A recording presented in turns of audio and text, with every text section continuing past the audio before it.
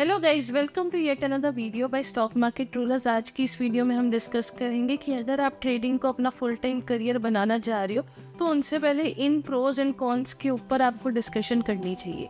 तो कुछ ऐसी फैक्ट्स पॉजिटिव और नेगेटिव्स के बारे में कि एक फुल टाइम ट्रेडर को जिनके बारे में पहले सोच लेना चाहिए, वो आज इस वीडियो में डिस्कस करेंगे। तो पहले सारी पॉजिटिव बातों से डिस्कस करते हैं कि अगर एक फुल टाइम ट्रेडर बनना चाह रहे हो तो उसके प्रोज क्या है, उसके फ़ायदे क्या है। तो सबसे पहले एक जो फ़ायदा है वो ये है कि आपके पास ईज़ ऑफ कंफर्ट है। आप जहाँ मर्जी से चाहो वहाँ से ट्रेड कर सकते हो। कोई आपके ऊपर लाइबिलिटी नहीं है कि आपको ट्रैवल करके एक डिस्टेंस पे जाना है।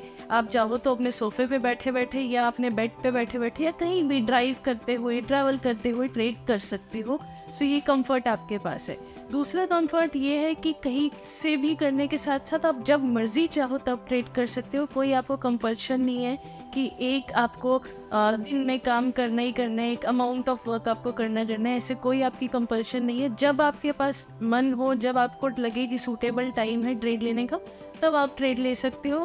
किसी का प्रेशर नहीं है आपके ऊपर। प्रेशर से याद आया कि थर्ड स्टेप भी यही है कि आपको कोई फोर्स नहीं कर रहा, आपके ऊपर कोई बॉस नहीं है। यहाँ पे आप अपने बॉस खुद हो, तो जो भी प्रॉफिट या लॉस होगा वो आपकी खुद का होगा। किसी और से आपको उसके लिए ऑर्डर्स लेने की ज़रूरत नहीं है। नेक्स्ट स्टेप ये है कि ट्रेडिंग में जो सबसे ज़्यादा फ्रूटफुल चीज़ है वो है ROI। ट्रेडिंग में जो ROI बनती है वो शायद ही किसी और प्रोफेशन में बनती हो। इतने अच्छे रिटर्न्स कोई और मीडियम नहीं देता, बट ये मीडियम से अगर रिवॉर्ड्स लेना बहुत रिस्की है। जैसे कि सेबी ने बताया ही हमें रिसेंटली, डेटा कहता है कि सिर्फ 11% ऑफ द ट्रेडर्स जो है वो प्रॉफिटेबल बन पाते हैं। तो ट्रेडिंग का पॉजिटिव पॉइंट तो है ये कि आप जब मर्जी चाहो अपने अकॉर्डिंग पैसे बना सकते हो, अच्छी ROI निकाल सकते हो, बट आपको उसके साथ साथ डिसिप्लिन और पेशेंस रखना बहुत ज़रूरी होता है। नेक्स्ट ट्रेडिंग का बेनिफिट ये है कि आप बहुत थोड़े से टाइम में अपने लिए एक कैपिटल, एक रिसोर्स अर्न कर सकते हो जो आपको आगे जाके जल्दी फाइनेंशियल इंडिपेंडेंस अटेन करने में हेल्प करेगा।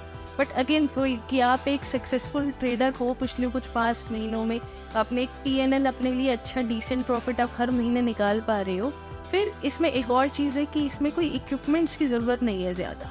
कोई भी आप बिज़नेस सेटअप करो, उसमें आपको एक लैंड चाहिए होती है, एम्प्लॉयज़ चाहिए होते हैं, इन्वेंट्री चाहिए होती है। बट यहाँ पे वो नहीं है। यहाँ पे आपको सिर्फ एक डिवाइस चाहिए जिसमें आप चार्ट देख सको। वो डिवाइस आपका टैबलेट, एक स्पेयर मोबाइल फ़ोन या आपका लैपटॉप हो सकता है। और उसके साथ साथ आपको आपका अपना फ़ोन चाहिए जिससे आप ट्रेड पंच करोगे, और एक इंटरनेट कनेक्शन।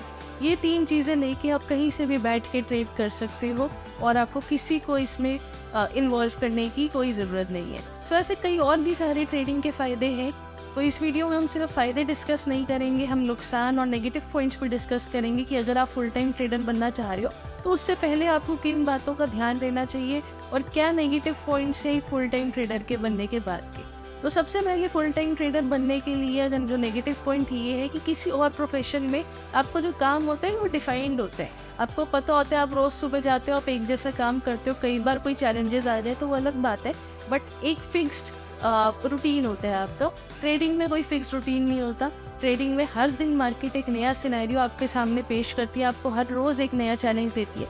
तो एक पॉजिटिव फैक्टर भी है और ये नेगेटिव फैक्टर भी है कि जिन लोगों को प्रॉब्लम सॉल्विंग चीज़ें अच्छी लगती हैं उनके लिए सही है। जो लोग निकल जाते हैं, जो लोग डिसिप्लिन के साथ ट्रेड करते हैं, उनके लिए ये फैक्ट न्यूट्रल है। बट फिर भी जो लोग रोज़ नई चैलेंजेस, रोज़ मार्केट से एक जैसे एक्सपेक्टेशन लेके चलते हैं, उनके लिए मार्केट्स नहीं है।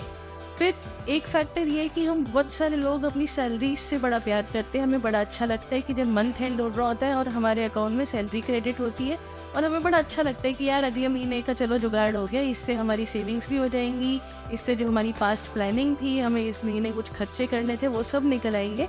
बट ट्रेडिंग में ऐसा नहीं है। ट्रेडिंग में कोई गारंटी नहीं है कि आप मंथ ऑन मंथ प्रॉफिटेबल होगे या वीक ऑन वीक प्रॉफिटेबल होगे। हो सकता है आपको मंथ में सिर्फ एक ही अच्छा ट्रेड मिले जो आपकी कई महीनों की सैलरी निकाल दे, या अगर आप डिसिप्लिन के साथ ट्रेड नहीं कर रहे तो हो सकता है एक मंथ में कोई एक ऐसा ट्रेड मिले जो आपकी कई महीनों के जो है प्रॉफिट्स को वाइप ऑफ कर सकते हैं। तो ट्रेडिंग में कोई भी फिक्स्ड अमाउंट ऑफ इनकम नहीं बनती है। हम बहुत सारे लोग इस चीज़ को एकस्टम्ड होते हैं कि मंथ एंड में हमारे हाथ में एटलीस्ट एक फिक्स्ड अमाउंट आना चाहिए।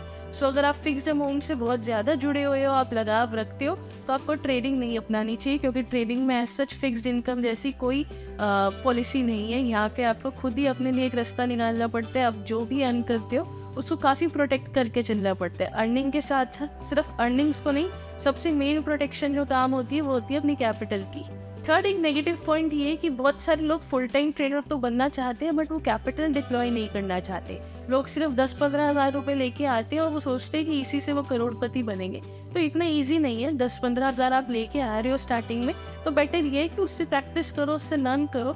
सो जो ओवरऑल प्रोसेस है, जो मेरा फॉर्मूला है, वो ये है कि अगर आप एक लॉट से ट्रेड करते हो तो आपके अकाउंट में कम से कम 3 लॉट के पैसे और होने चाहिए। तो उससे क्या होगा, कम से कम अगर आपको एक लॉट में नुकसान हुआ है तो आप बाकी 3 लॉट के पैसों से कल को रिकवरी कर सको। बट 3 लॉट के पैसे तब होने चाहिए जब आपको कंट्रोल है अपने ऊपर, आप ओवर ट्रेडिंग नहीं करते। इन सब के बाद आप अपनी ड्रॉस को भी रिकवर कर सकते हो और धीरे धीरे ओवरऑल ग्रोथ की तरफ भी बढ़ सकते हो। नेक्स्ट नेगेटिव पॉइंट ये है कि तब तक आपको फुल टाइम ट्रेडर नहीं बनना चाहिए जब तक आप किसी और पे रिलाई कर रहे हो। अगर आपको चार्ट सब समझ आने लग गए हैं और आपको दिखता है कि मेरे अकॉर्डिंग ही जैसे आपने प्रेडिक्ट किया वैसे ही मार्केट रिएक्ट कर रही है, आपके टारगेट्स हिट हो रहे हैं, आपके एसएल्स हिट तो हो रहे हैं बट उनमें आपको लॉसेज आपके प्रॉफिट से छोटे हो रहे हैं, तो आप ट्राई कर सकते हो फुल टाइम ट्रेडर बनने का। बट आपको और कन्विक्शन की ज़रूरत है शायद।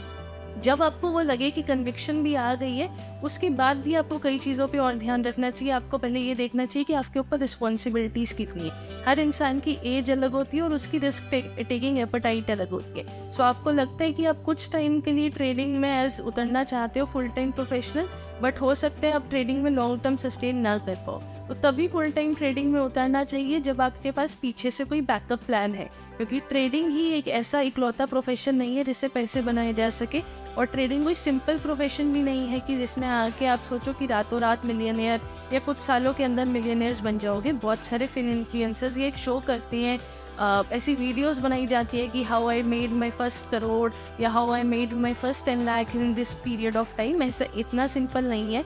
जैसे कि मैंने बात की थी, सेबी ने बताया है कि सिर्फ 11% लोग ही ओवरऑल प्रॉफिटेबल ट्रेडर्स बन पाते हैं। तो अगर हर कोई प्रॉफिटेबल बन पाता, स्टॉक मार्केट से पैसे निकालने इतने ईजी होते, तो सारी दुनिया ही स्टॉक मार्केट में लगी होती। क्योंकि स्टॉक मार्केट में क्या होता है, आप किसी और की मनी के अगेंस्ट, किसी और इंस्टीट्यूशन के अगेंस्ट फाइट कर रहे हो, तो आपको उनसे एक कदम और आगे रह के चलना है। इतना इजी नहीं है, ये एक केक वॉक नहीं है। यहाँ पे आपको स्मार्टली पैसे बनाने हैं और कम टाइम में ज़्यादा पैसे बनते हैं, इस बात से एग्री किया जा सकता है।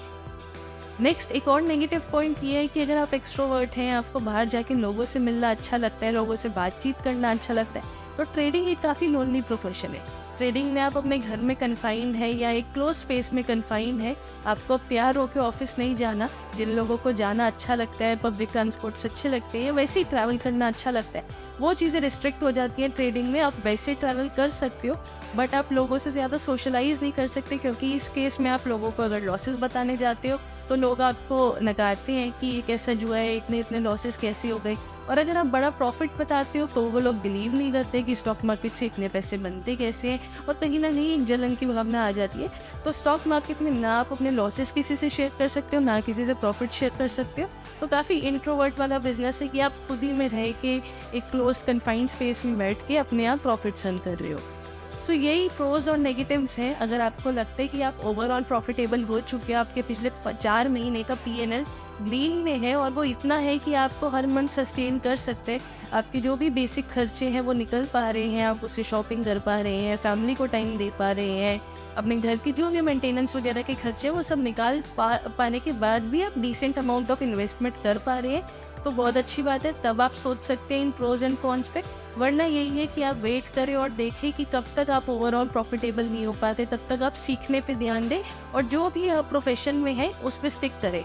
होता ये है कि जो लोग ऑलरेडी किसी प्रोफेशन में रहने के साथ साथ ट्रेडिंग कर रहे होते हैं, सीख रहे होते हैं, वो ज़्यादा अच्छे से लर्न कर पाते हैं, क्योंकि उनके पास एक मेंटल सिक्योरिटी होती है कि चलो आज ट्रेडिंग में लॉस हुआ भी तो हमारे पास पीछे से जो बैकअप जॉब है वो हमारी कहीं ना कहीं रिकवरी करवा देगी। अगर आज मेरी कमाई नहीं हुई तो जो मेरे घर में कोई ऐसा फाइनेंशियल दिक्कत आएगी नहीं, क्योंकि मेरी मंथ एंड पे सैलरी आ जाएगी, या मेरा कोई बिजनेस है जो मुझे इस मंथ सस्टेन करवा देगा। तो वो लोग मार्केट में ज़्यादा अच्छे से सस्टेन कर पाते हैं जिनके पास एक बैकअप सोर्स ऑफ इनकम होता है। जो लोग नहीं होते और सिर्फ मार्केट से ही सोर्स ऑफ इनकम बनाने की इनिशियली सोचते हैं, उनके लिए मार्केट इतनी प्रॉफिटेबल नहीं है। उन्हें टाइम लगता है सीखने में, क्योंकि और उनमें ज़्यादा इनसिक्योरिटी आने के भी डर रहते हैं। तो बेस्ट ये है कि पहले आप किसी और बैकअप के सहारे उस प्रोफेशन से अपनी इस प्रोफेशन की ट्यूशन फीस भरें, तब तक के लिए उस प्रोफेशन को यूज़ करें जब तक आप इसमें सक्सेसफुल नहीं हो पा रहे।